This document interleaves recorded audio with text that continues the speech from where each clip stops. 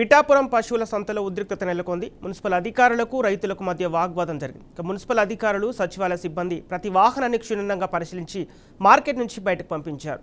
దీంతో గతంలో ఏనాడు లేని ఆంక్షలు ఇప్పుడు ఎక్కడి నుంచి వచ్చాయని రైతులు ఆందోళన వ్యక్తం చేశారు. అయితే పశువుల సంతలో పశు విక్రయాల చట్టపరంగా జరగాలని మున్సిపల్ అధికారులు తెలిపారు. ముందస్తు సమాచారం లేకుండా విక్రయాలను నిలిపివేయడంపై సరికాదని రైతులు మండిపడ్డారు. అందరికి నమస్కారం అండి. పిఠాపురం పట్టణంలో పశువుల సంత దగ్గర ప్రతి శనివారం జరిగినట్లుగానే ఈ రోజు కూడా పశువుల క్రయ విక్రయాలు జరుగుతున్నాయి.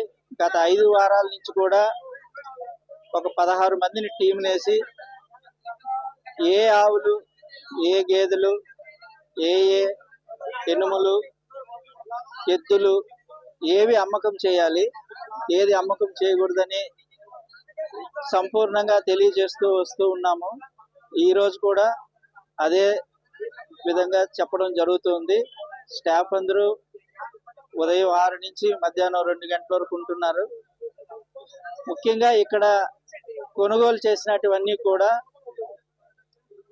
వధించి మాంసం విక్రయించేస్తున్నారని చాలా అభియోగాలు వస్తున్న నేపథ్యంలో ఖచ్చితంగా అమ్మేవారి పేరు, ఫోన్ నెంబరు, ఆధార్ నెంబరు, అలాగే కొనుగోలు చేసే వాళ్ళ పేరు, ఆధార్ నెంబరు, ఫోన్ నెంబరు, అలాగే ఏ వెహికల్ ఎక్కడి నుంచి ఎక్కడికి ట్రాన్స్పోర్ట్ అవుతుంది ఆ డీటెయిల్స్ తీసుకోవడం, ఏవేవి పశువుల అమ్మకంకి ఈ రోజు జరుగుతున్నాయి, ఎవరు అమ్ముతున్నారు ఆ పశువు వివరాలు కూడా క్రోడీకరించడం జరుగుతుంది.